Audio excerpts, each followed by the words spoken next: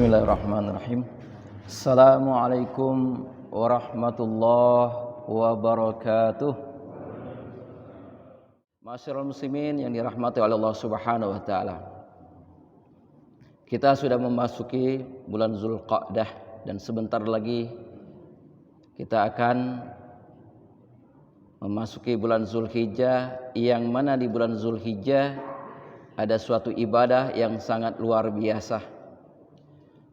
Ibadah ini yang memerlukan perjuangan, memerlukan pengorbanan, bukan hanya waktu dan tenaga, tapi juga dana yang harus kita keluarkan, yaitu ibadah haji.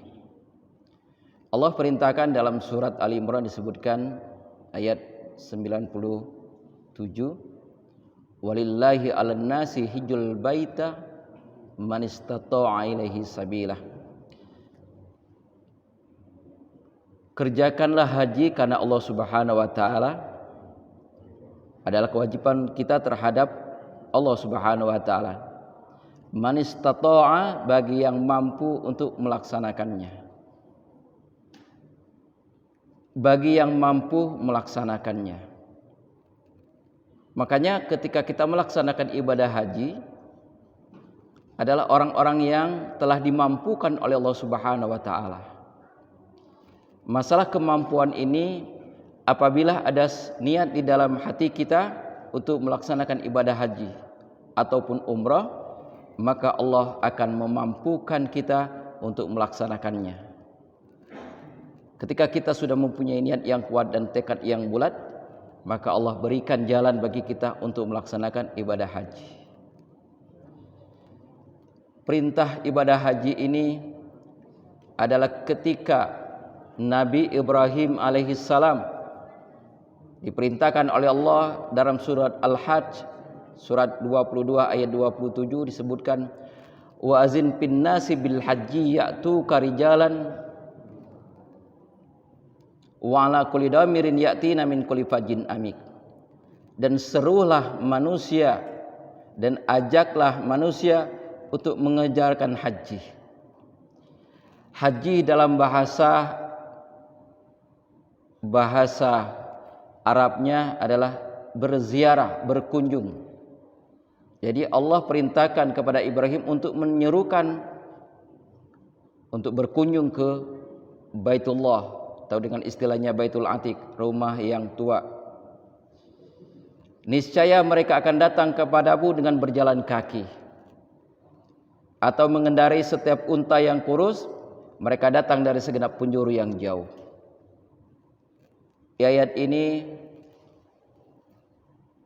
Allah mengatakan kepada Nabi Ibrahim, wahai Ibrahim, serulah manusia untuk berziarah, untuk berhaji ke Baitullah, ke rumahku ini. Maka niscaya akan datang walaupun mereka mengendarai kendaraan yang onta yang kurus, dan mereka datang dari segenap penjuru. Di dalam riwayat disebutkan Nabi Ibrahim bertanya kepada Allah, ya Allah, bagaimana saya bisa menyuruh mereka padahal mereka sangat jauh dari tempat ini, dan Mekah saat itu bukan Mekah saat ini, yang mana saat itu semuanya padang tandus yang terdiri dari gunung-gunung bebatuan yang manusia sangat jauh. Apa kata Allah? Tugasmu hanya menyerukan, dan aku yang akan menggerakkan, memberikan kemampuan kepada mereka untuk melaksanakan ibadah haji. Artinya ketika niat kita sudah tertanam di dalam hati kita, Allah akan memampukan bagi kita untuk melaksanakan ibadah haji maupun umrah. Bapak Ibu yang dirahmati oleh Allah Subhanahu wa taala, kita hidup ini mengalami 3 panggilan. Semuanya akan mendapatkan, selama dia mengakui dia sebagai seorang muslim, dia akan mendapatkan 3 panggilan selama hidupnya. Panggilan yang pertama adalah panggilan untuk melaksanakan sholat 5 waktu. Tadi sebelum kita melaksanakan sholat, muazin telah mengumandangkan hayya 'alas sholah, mari kita melaksanakan sholat. Itulah panggilan Allah yang pertama bagi kita, dan ini kita lakukan 5 kali dalam sehari. Seruan Allah yang pertama. Seruan Allah yang kedua, wa azin fin nasi bil haji ya'tuka rijalan. Allah memanggil kita, Allah menyeruh kita untuk melaksanakan ibadah haji. Ini panggilan yang kedua. Kalau panggilan yang pertama mungkin ada orang yang tidak melaksanakannya alasan karena mungkin sakit, capek, sibuk dan sebagainya.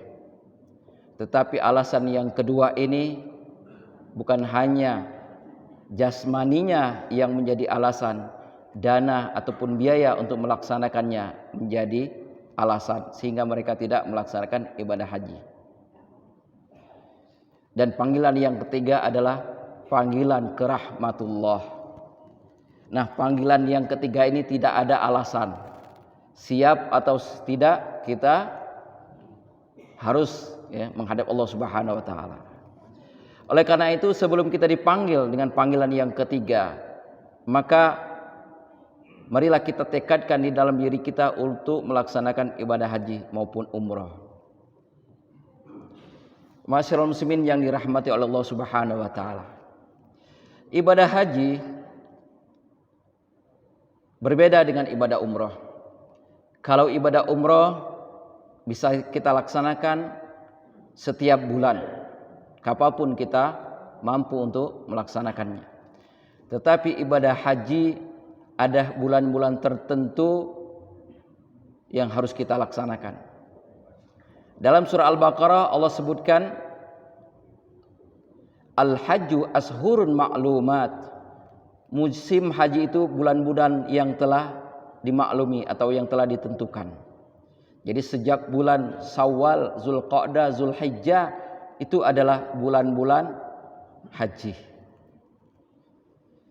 Kemudian faman farada fihinal hajja fala rafatha wala fusuqa wala jidala fil haji.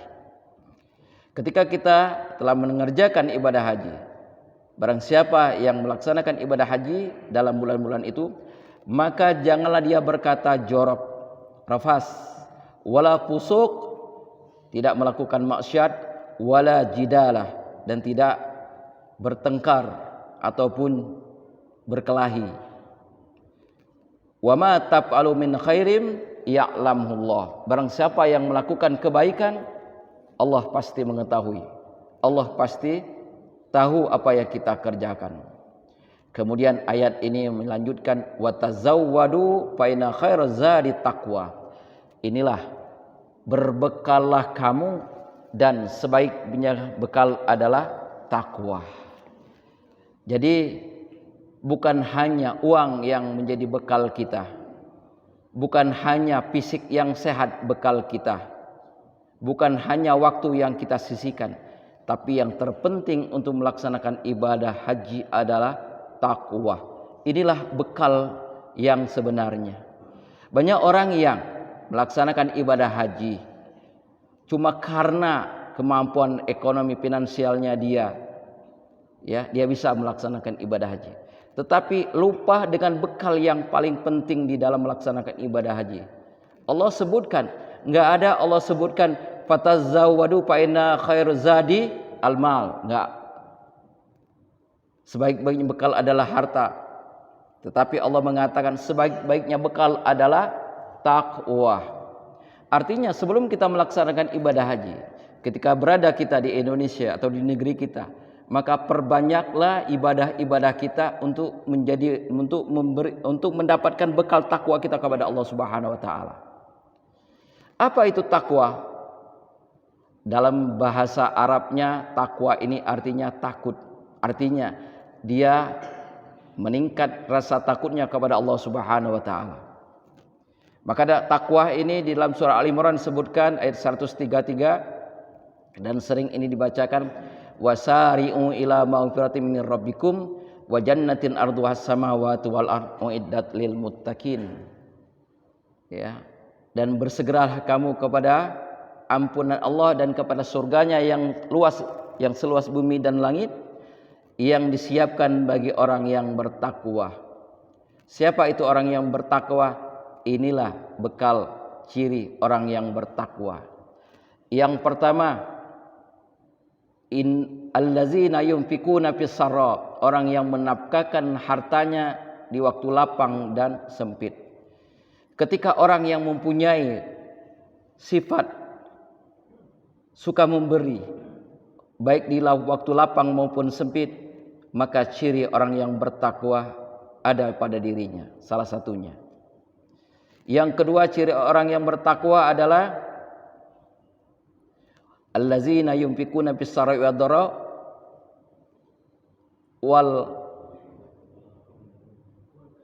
wal kazibinal ghaiz, orang yang mampu menahan amarahnya. Jadi sebelum dia melaksanakan ibadah haji, dia telah melatih dirinya untuk menahan emosinya. Maka ketika dia melaksanakan ibadah haji di sana, ya, apalagi orang Palembang, Pak Bu, ya, yang suka tersinggung, yang suka naik darah, ketika dia berdesak-desakan, ya, tangan itu bermain, padahal tidak boleh kita jidal di sana, ya.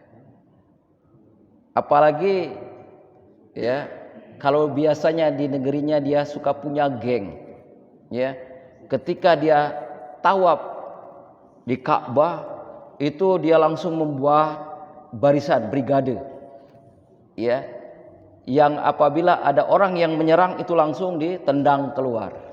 Nah, ini jangan kita lakukan.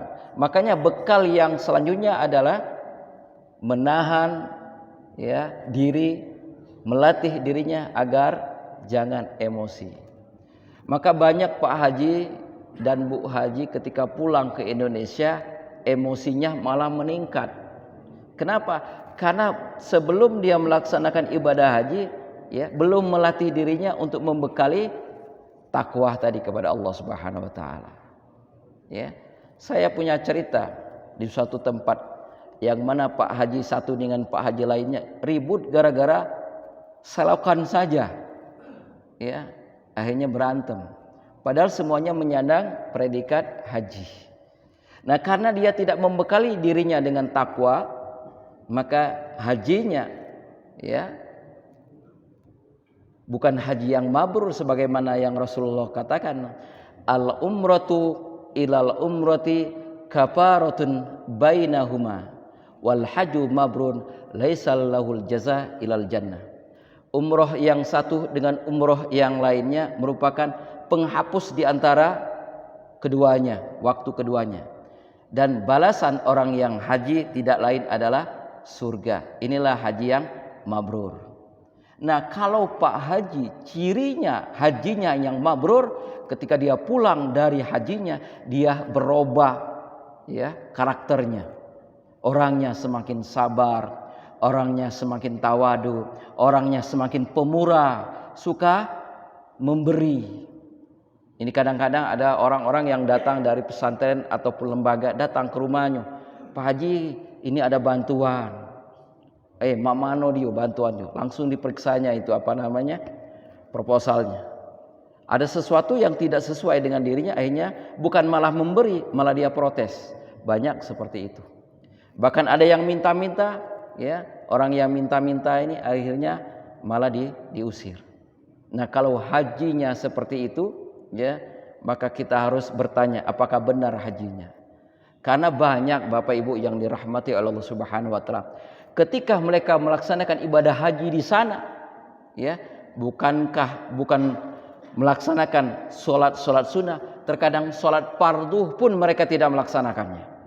Mereka masih tenang-tenang di hotel, ya. Apalagi para petugas ini ketika mereka untuk mengajak mereka ke Masjidil Haram, ya, untuk sholat, malah mereka enak-enak saja di kamarnya. Kenapa?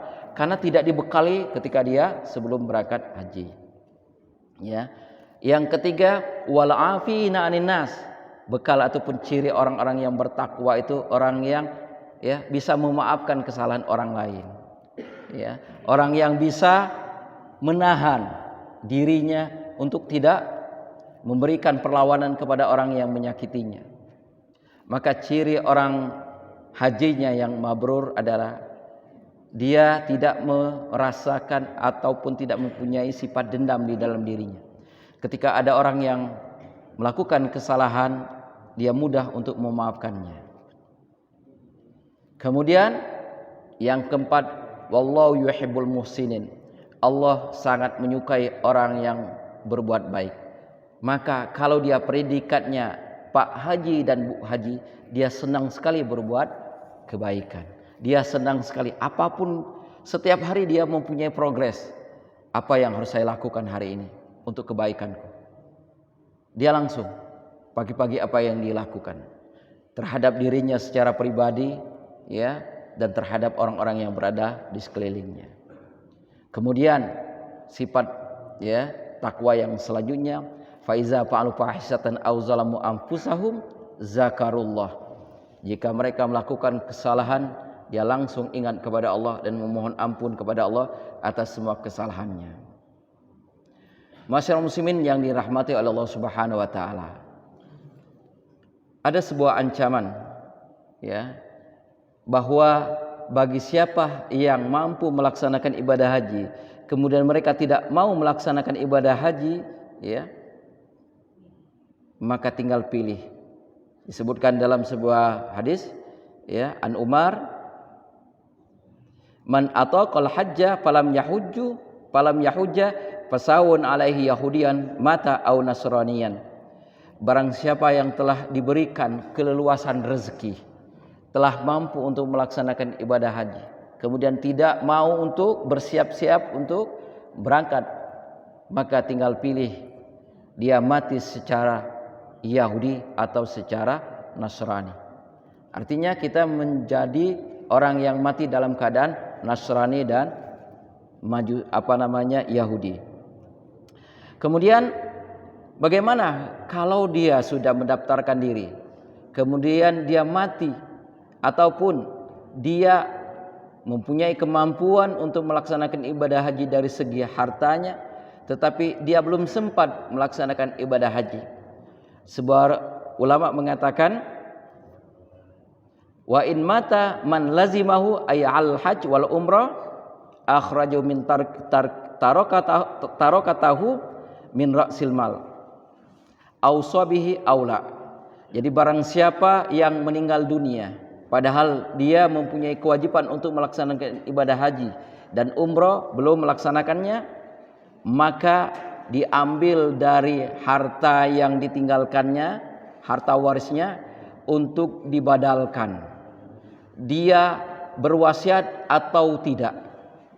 Jadi kalau ada keluarga kita yang dia mempunyai harta sehingga harta itu menyebabkan dia wajib ibadah hajinya, kemudian belum sempat melaksanakan ibadah haji, bagi ahli warisnya wajib membadalkannya walaupun dia tidak berwasiat, ya, walaupun tidak berwasiat.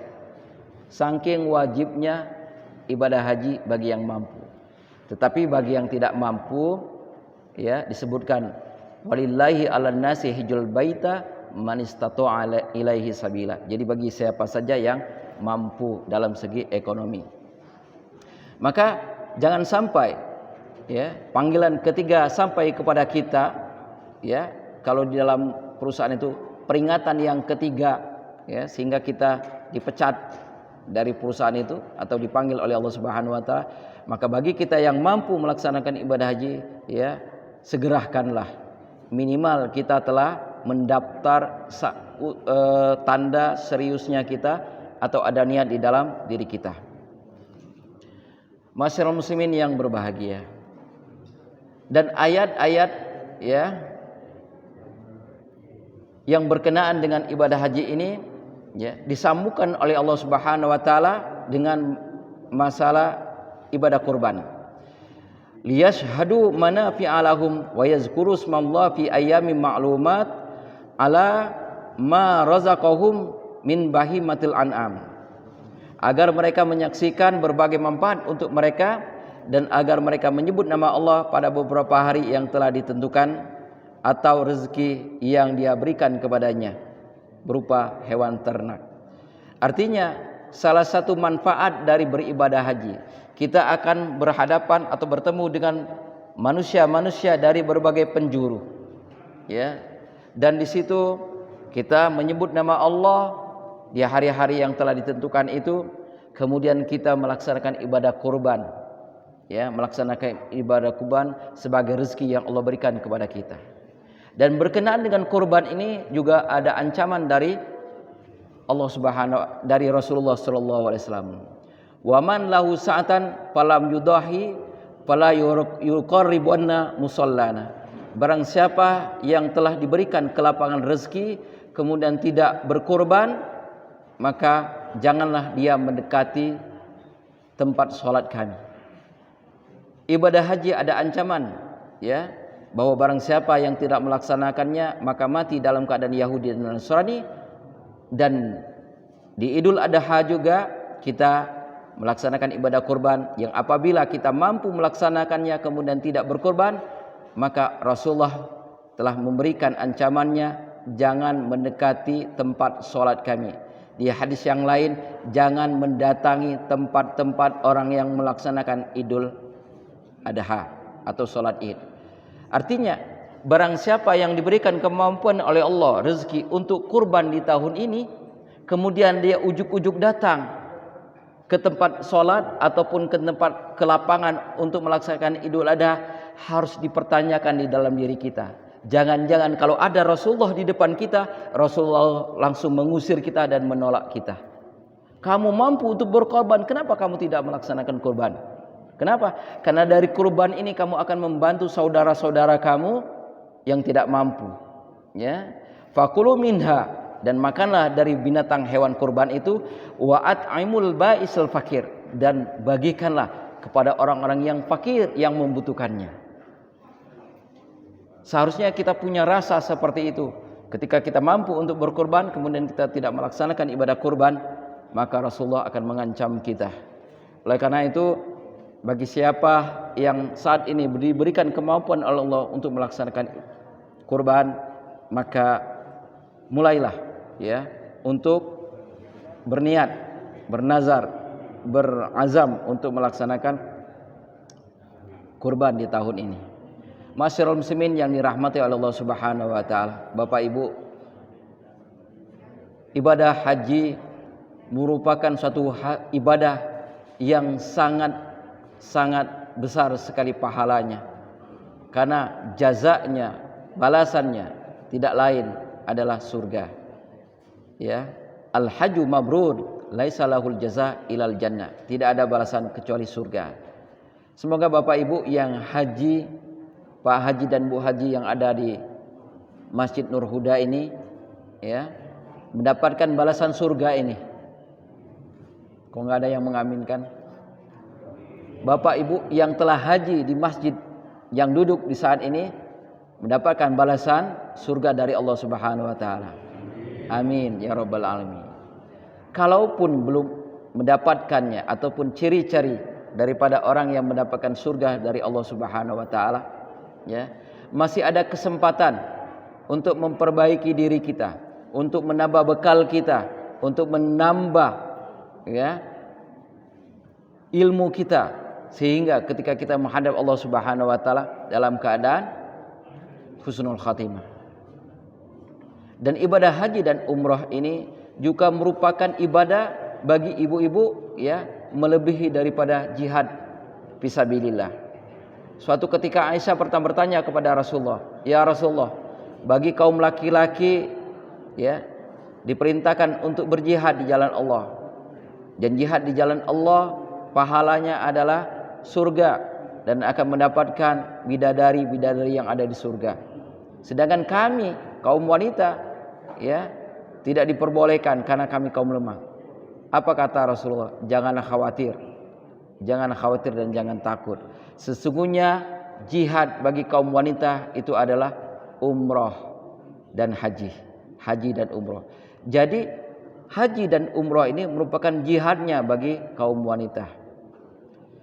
Kemudian ada satu amalan yang mana amalan ini kita lakukan pahalanya sama dengan haji dan umrah. Saya yakin Bapak Ibu sudah tahu. Yaitu apabila kita melaksanakan sholat subuh berjamaah, kemudian setelah sholat subuh berjamaah kita mendawamkan zikir mengingat Allah Subhanahu wa taala, salah satunya kita bermajelis ini sampai waktu syuruk, kemudian kita melaksanakan sholat suruk, maka pahalanya sama dengan haji dan umroh sempurna, sempurna, sempurna, kata Rasulullah. Jadi kalau kita ingin mendapatkan ibadah haji, ya, pahalanya, dan bagi ibu bapak yang sudah berangkat ibadah haji kemarin, yang belum merasakan kepuasannya untuk mendapatkan pahalanya, lakukanlah ibadah ini, yaitu setelah sholat subuh lakukan berzikir, ya, la ilaha illallah wahdahu la syarikalah, lahul mulku wa lahul hamdu yuhyi wa yumitu wa ala kulli syai'in qadir, ataupun bacaan Al-Qur'an yang lainnya, ya, maka pahalanya sama dengan ibadah haji dan umroh sempurna, sempurna, kata Rasulullah. Artinya banyak cara, banyak jalan untuk mendapatkan surga Allah Subhanahu wa taala. Makanya ketika kita melaksanakan ibadah haji ataupun ibadah-ibadah yang lainnya, jangan sampai di dalam diri kita ada keinginan untuk dikatakan Pak Haji dan Bu Haji. Disebutkan dalam surah Al-Bayyinah ayat 5, ya, bahwa Allah Subhanahu wa taala, ya, menyuruh kita, ya, menyuruh kita untuk melaksanakan ibadah itu karena Allah Subhanahu wa taala. Ikhlas karena Allah. Wa ma umiru illa liya'budullaha mukhlishina lahuddin. Dan tidaklah mereka diperintahkan kecuali beribadah mukhlis, ikhlas, ya, karena Allah Subhanahu wa taala. Kita melaksanakan salat, ya, karena itu adalah ibadah yang kita lakukan secara jasmania, ya, masih ada kesempatan ataupun celah untuk melakukan riya, ya. Ibadah haji apalagi, ibadah haji itu kita lakukan, ya, secara fisik dan waktu yang kita pergunakan begitu lama. Kemudian kita mengundang orang-orang datang ke rumah seperti yang dilakukan yang kita hadir kemarin itu, ya. Setan lebih banyak lagi menggoda kita agar kita ini nantinya ibadah kita diganggu olehnya. Sehingga ibadah haji ini adalah ibadah yang benar-benar kita lakukan. Apalagi ketika kita melontar jumroh, ya, ada 3 tempat yang kita lemparkan. Itu pada hakikatnya bukan setan yang di sana yang kita lempar, tapi setan yang ada di dalam diri kita. Yang mana setan di dalam diri kita ini yang banyak sekali mengganggu ibadah kita. Bahkan ketika kita sholat saja Allahu Akbar, ya, apa yang kita baca tidak sadar lagi. Kenapa? Karena pikiran kita sudah kemana-mana. Makanya kenapa ketika kita sholat imam itu memberikan instruksi sawu sufufakum, ya, samakan, rapatkan barisanmu. Kenapa? Karena saat itu setan pun berdesak-desakan untuk mengganggu kita. Maka Rasulullah menganjurkan para jamaah itu antara kaki dengan kaki yang lain itu bersentuhan. Karena apa? Karena saat itulah, ya, ketika kita bersentuhan itulah setan tidak punya kesempatan untuk mengganggu kita. Ya, kemarin kita 2 tahun yang lalu ada COVID. Karena ini adalah karena faktor kesehatan, ada hal yang harus kita jaga. Tidak jadi masalah kita memberikan jarak ketika kita melaksanakan sholat. Tetapi sekarang COVID sudah mulai reda, maka ayo marilah kita rapatkan barisan kita. Kaki bersentuh dengan kaki. Bahkan dalam riwayat yang lain itu pundak disentuhkan dengan pundak. Itu akan menambah kekhusyuan kita melaksanakan ibadah sholat. Maka yakinlah ketika kita sholat dalam suatu tempat ataupun satu jamaah, yang apabila jamaah shofnya itu jarang-jarang, ya, susah kita mendapatkan kekhusyuan di dalam melaksanakan ibadah sholat. Itu baru ibadah sholat, belum ibadah-ibadah yang lainnya. Artinya setan itu, ya, setiap saat untuk mengganggu kita.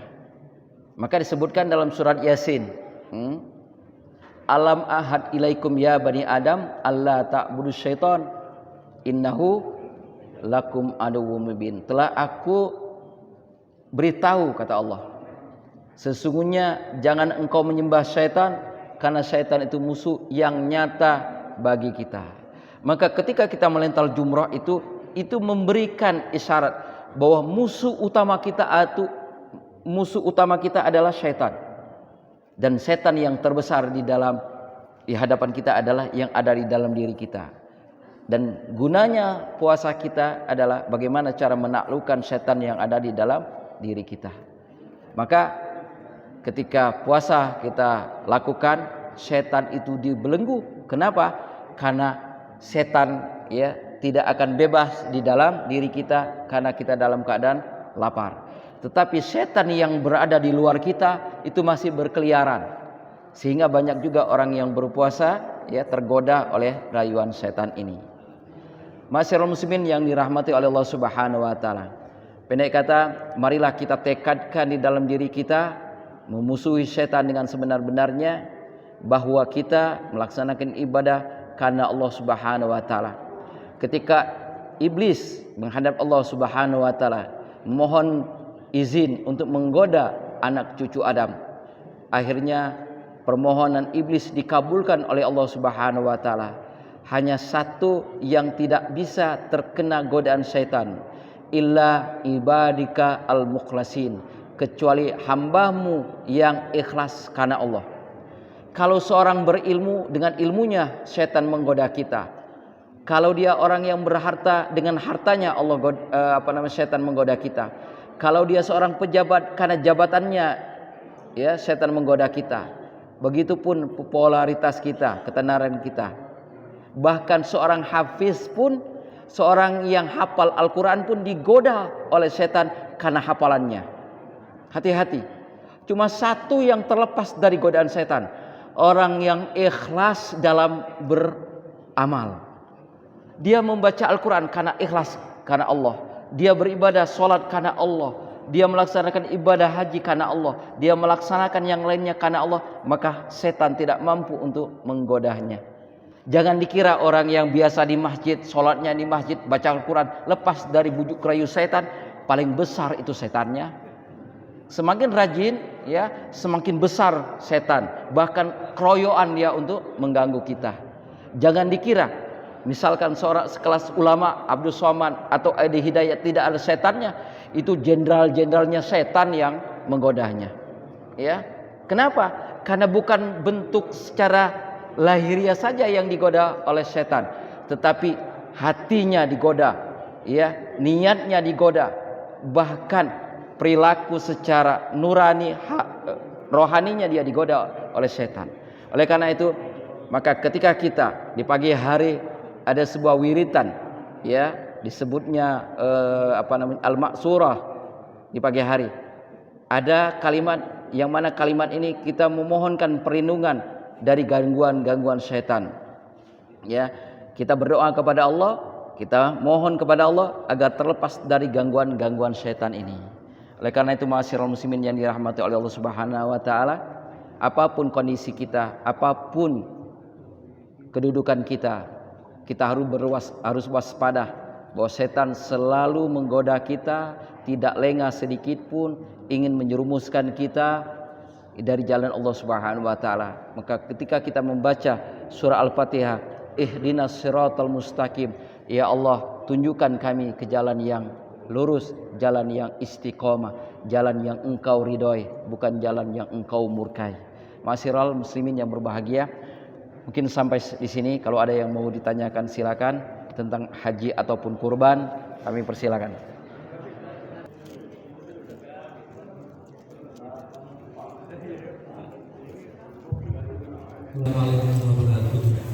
Assalamualaikum. Ini tentang badal haji.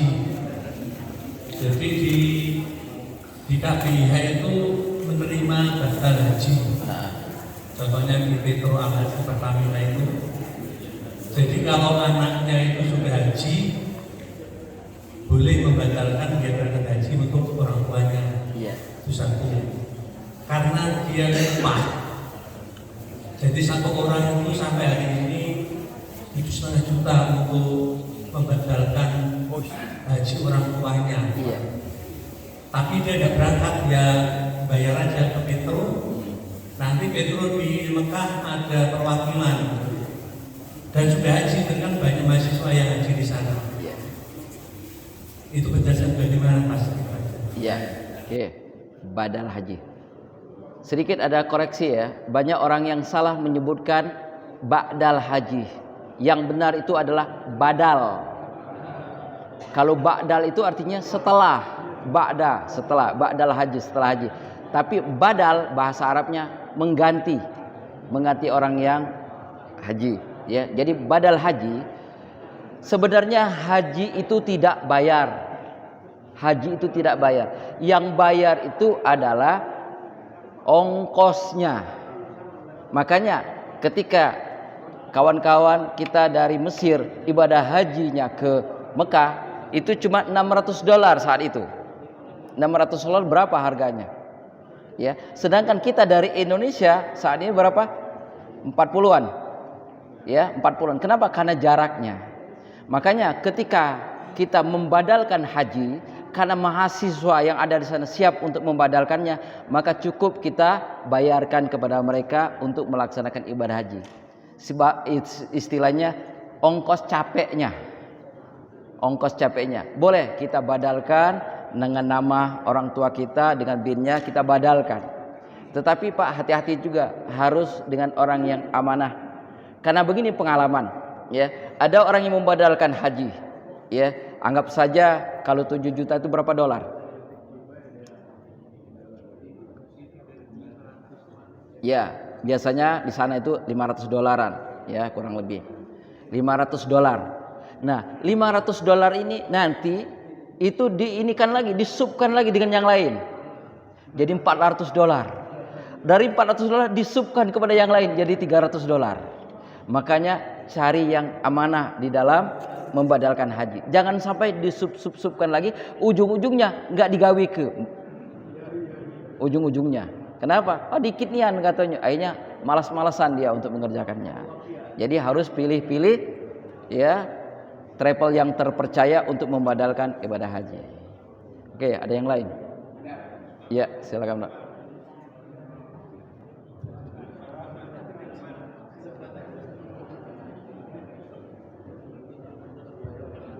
Assalamualaikum warahmatullahi wabarakatuh. Assalamualaikum. Ini momen yang pas Pak, masalah kurban. Iya. Kebetulan kita di masjid kita, saya juga termasuk tujuh panitia kurban. Ada dua pendapat yang masih berbeda antara kami sesama panitia dan jemaah. Pembagian daging kurban, Iya. mana yang lebih baik, membagikan kepada warga sekitar kita atau yang utama kepada lingkungan di luar komplek kita? Mana yang lebih baik dasarnya? Itu saja. Terima kasih. Assalamualaikum warahmatullahi wabarakatuh. Iya. Tentang pembagian daging hewan kurban, ya. Hewan kurban itu, ya, disebutkan ada 3 bagian di dalam melaksanakan ataupun distribusi daripada daging kurban itu. Sepertiga pertama adalah bagi pengurbannya, boleh dia memakan hewan kurban itu, ya, dan nanti dia bagikan kepada sanak saudaranya, ya, walaupun sanak saudaranya juga mampu, nggak jadi masalah. Yang kedua adalah dibagikan kepada fakir miskin yang membutuhkannya. Boleh orang yang berada di tempat kita itu lebih utama, karena apa? Karena dia dekat. Dan boleh kepada orang yang jauh, boleh kepada siapapun. Yang penting memang orang ini adalah orang yang baisal fakir, yang sangat membutuhkan hewan kurban. Dan bagian ketiga itu boleh kita bagikan sebagai hadiah, ya. Artinya hadiah ini boleh kita bagikan kepada orang-orang yang mungkin di sekeliling kita, orang juga yang mampu, yang ingin menikmati hewan kurban itu. Tapi diutamakan dulu orang-orang yang tidak mampu, ya. Jadi pertanyaan Bapak tadi, bolehkah kita ke luar? Boleh. Tetapi mana yang lebih afdol? Kita lihat orang yang di sekeliling kita, ya. Apakah mereka itu sangat membutuhkan hewan kurban ini? Ya, kalau memang membutuhkan, ya sudah, dia ya lebih utama. Tetapi kalau orang yang seliling kita ini adalah orang-orang kaya semua, ya, kemudian di sana orang-orang miskin, orang yang miskin lebih utama. Jadi di dalam melaksanakan ibadah itu Pak, ada yang namanya afdholiyah, mana yang lebih utama, mana yang diprioritaskan. Salah satu contoh misalkan sholat wajib dengan sholat sunnah, mana yang utama? Ya sholat wajib lah. Nah, sama saja seperti itu pembagiannya. Dan kemudian kemarin saya singgung juga di masjid di mushola Fatimah Zahra, bahwa dalam pembagian hewan kurban itu ya semuanya harus dibagikan, termasuk kulit-kulitnya. Kalaupun misalkan pengurban ini, dia misalkan sapi nih, ada 7 orang yang berkurban, kemudian orang 7 ini ya mengikhlaskan kulitnya itu untuk digunakan atau dibagikan kepada yang lain, itu nggak jadi masalah. Tetapi harus sepakat ini, harus ada akadnya. Jangan sampai panitia ya memisahkan kulit-kulitnya, kemudian kulitnya dijual, jangan. Harus ada kesepakatan dengan para pengurbannya, karena ini adalah hak mereka yang ada di sana gitu. Sudah? Ya, oke. Ada yang lain? Assalamualaikum warahmatullahi wabarakatuh. Assalamualaikum warahmatullahi wabarakatuh. Di dalam surat Al-Imran ayat 98 Allah berfirman, walillahi 'alan nasi hajjul baiti man istata'a ilaihi sabila. Ayat yang merupakan dasar daripada perintah haji. Jadi disebutkan haji itu kewajiban bagi umat manusia ke Baitullah bagi yang mau. Nah, di sini disebutkan tidak kepada orang yang beriman, pada umat manusia. Sedangkan ibadah yang lain misalnya puasa kan, ya ayyuhalladzina amanu kutiba alaikumussyam, hai orang-orang yang beriman diwajibkan kamu berpuasa kan. Nah, kira-kira filosofinya gimana ini? Iya. Itu yang pertama ya.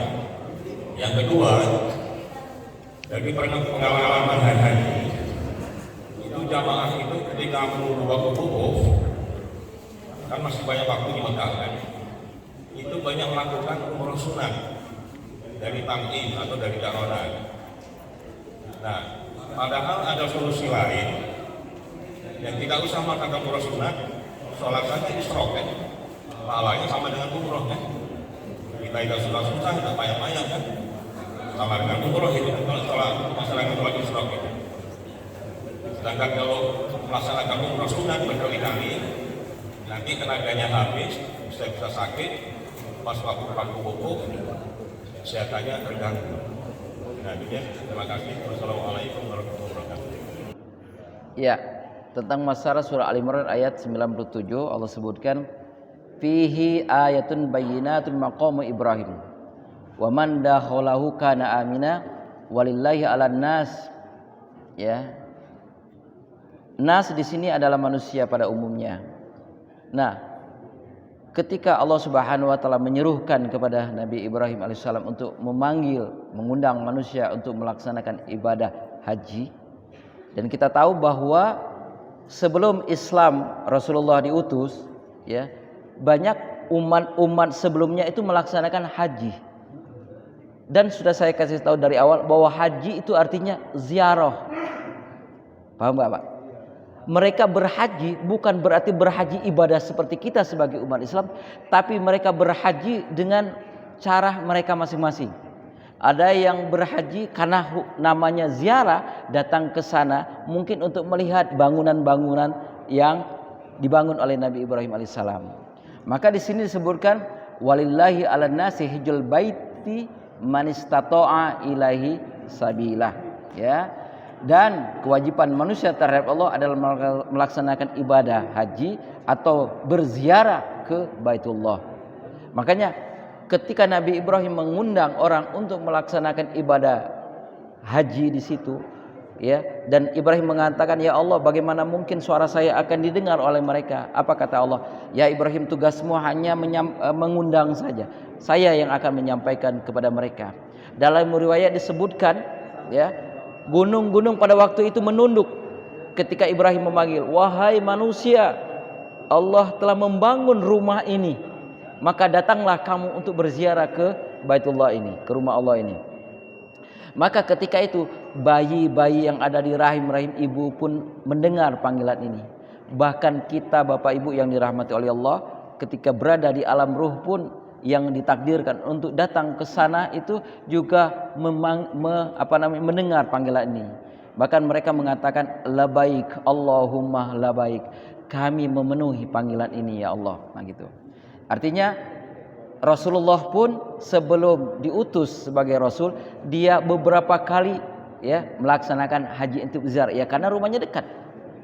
Tetapi Rasulullah ketika setelah diutus sebagai Rasul, dia melaksanakan ibadah haji hanya sekali.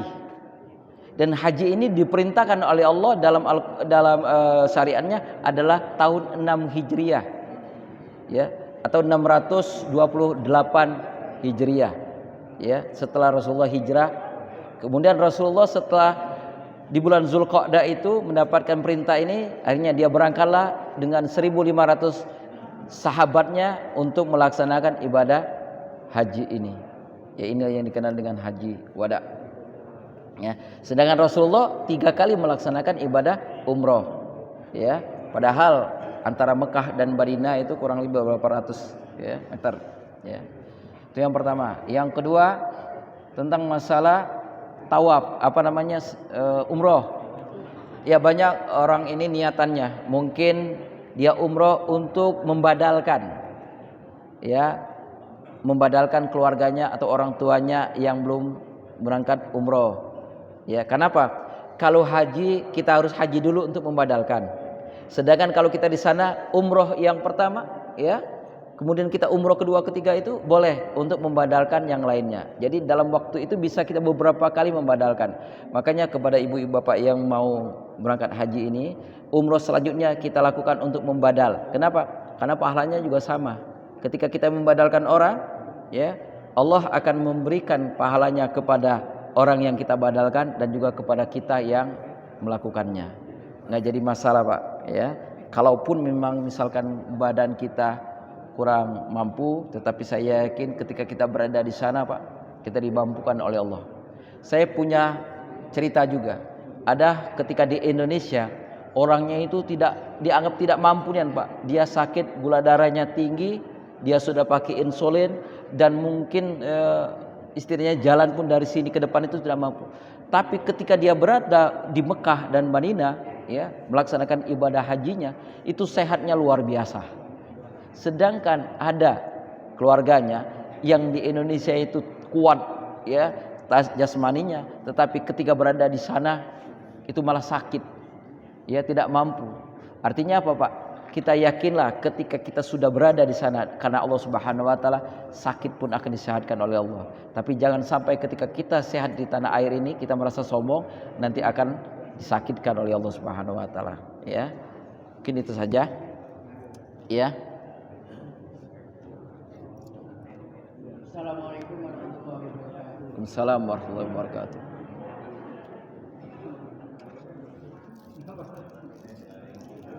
Ada 2 pertanyaan. Iya, Pak. Yang pertama, cerita lama masalah Nabi Adam alaihissalam. Menurut cerita bahwasanya Nabi Adam alaihissalam diturunkan ke bumi gara-gara hasutan dari budaya iblis untuk memakan buah terlarang yaitu buah kurdi. Pertanyaan saya, mengapa iblis atau setan yang tempatnya di neraka bisa-bisanya masuk ke surga? Bagaimana kredibilitas menjaga pintu surga? Itu malaikat Ridwan, insya Allah.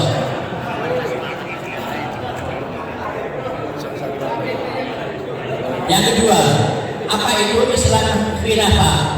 Terima kasih. Assalamualaikum warahmatullahi wabarakatuh. Waalaikumsalam. Ya, terima kasih pertanyaannya. Ya, pertanyaannya bagus, ya, dan lucu juga. Jadi begini, Bapak. Jadi iblis sebelum dilaknat oleh Allah, dia merupakan penghulu para malaikat. Awalnya iblis itu Azazil, sebelum menjadi iblis namanya dia itu Azazil, ya. Di langit pertama dia bernama Abid, orang yang orang yang beribadah yang sangat banyak sekali, maka dijuluki jadi Abid. 1000 tahun dia beribadah. Akhirnya dia diangkat ke langit kedua, namanya pun berubah. Langit ketiga dia berubah dan seterusnya sampai ke langit ketujuh dia bernama Azazil, dan akhirnya diangkat oleh Allah sebagai pemimpin para malaikat. Dan ketika Allah menciptakan Adam alaihissalam, iblis pun diperintahkan untuk sujud kepada Adam, dan sebagaimana yang kita ketahui dia tidak mau sujud karena sombong kepada Allah. Dan akhirnya namanya berubah menjadi iblis dan dia diusir oleh Allah Subhanahu wa taala. Tetapi Allah tidak sekejam itu langsung ditendang dia dari sorga. Dia masih di dalam sorga tetapi menunggu. Seperti orang pensiun itu ada masa Nah, seperti itulah. Pensiun, misalkan bapak pensiun langsung pensiun, enggak, ada masa tenggangnya. Nah, iblis itu di waktu masa tenggang sebelum dia langsung istilahnya ke dunia ini, dia masih diberikan waktu oleh Allah di situ. Nah, saat itulah kesempatan iblis yang saat itu masih di dalam sorga untuk menggoda Adam dan Hawa. Dan akhirnya Adam dan Hawa pun tergoda dengan bujuk rayu setan, dan akhirnya ketiga-tiganya mereka diusir oleh Allah. Maka dalam Al-Qur'an disebutkan oleh Allah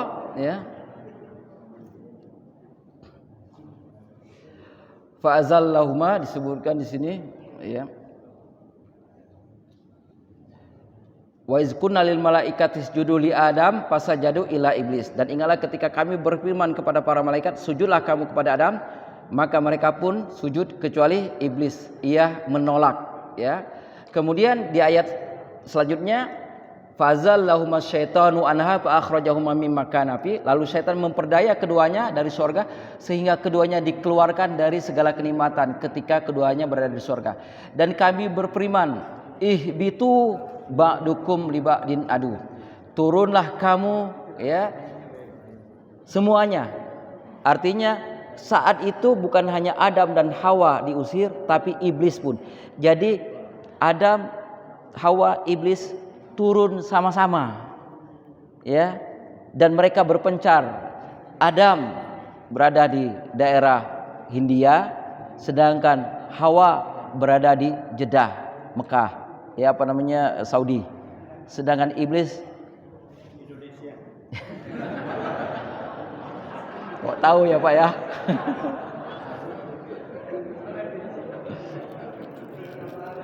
Nah, makanya orang mengatakan bahwa ada segitiga Bermuda, itu tempatnya, istananya iblis. Boleh jadi iblis turunnya di sana, tapi anak cucunya banyak di sini.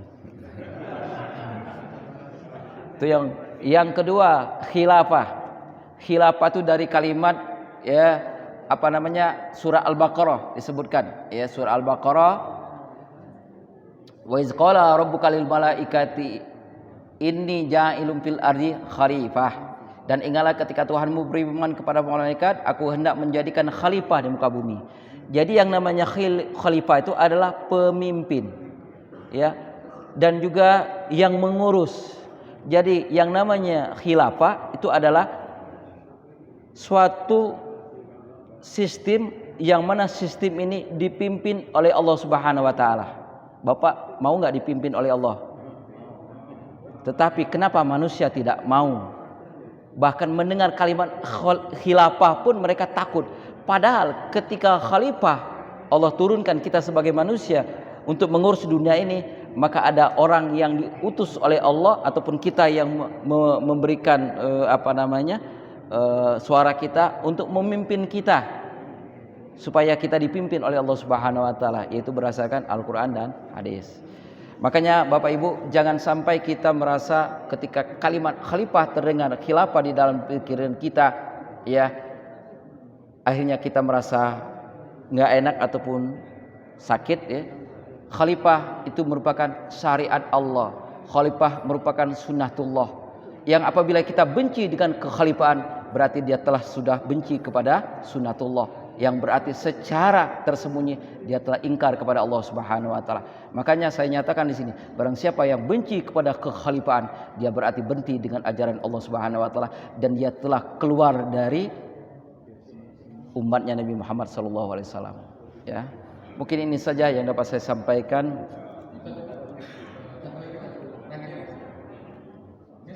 Mana lagi? Oh iya ya. Pernah mendengar ceramah dari salah satu hasil televisi, bahwasanya sebelum kurban kita harus mengutamakan akikah dulu. Tetapi ini hari raya kurban itu sebentar lagi. Iya. Kita memiliki uang cukup untuk 1 ekor kambing. Iya. Apakah boleh kita kurban baru akikah? Oke, saya cepat jawabnya. Akikah ya tidak wajib.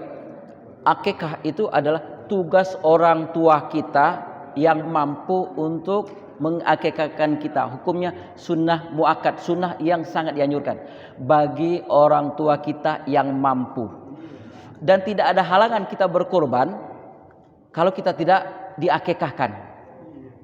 Bukan tugas kita mengakikahkan diri kita, tapi kewajiban kita untuk berkorban secara pribadi. Kita berakikah itu tugas orang tua kita.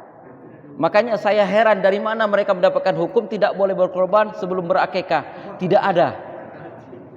Jadi ya bagi orang yang mau berkorban silakan, walaupun dia belum diakikahkan oleh orang tuanya. Karena ini tugas orang tua, bukan tugas kita secara pribadi. Bagi orang tua kita yang mampu. Tetapi kalau orang tua kita tidak mengakikahkan kita, tidak ada lagi kewajiban kita untuk berakikah. Ya. Kenapa? Karena akikah ini ya, al-aqiqatu ya al-ghulamu murtahanun bi aqiqati. Ya, anak itu tergadaikan karena akikahnya. Maksudnya kalau orang tuanya tidak mengakikahkan anaknya, kemudian dia meninggal dunia sebelum akil baliknya, maka anak ini tidak bisa menjadi syafaat bagi kedua orang tuanya. Itu saja. Setelah dia akil balik selesai sebenarnya. Maaf ya. Itu yang harus kita pahami. Ya. Jangan sampai kita merasakan memahami bahwa berkorban harus berakikah. Oke. Mari kita berdoa kepada Allah Subhanahu wa taala. A'udzubillahi minasyaitonirrajim. Bismillahirrahmanirrahim.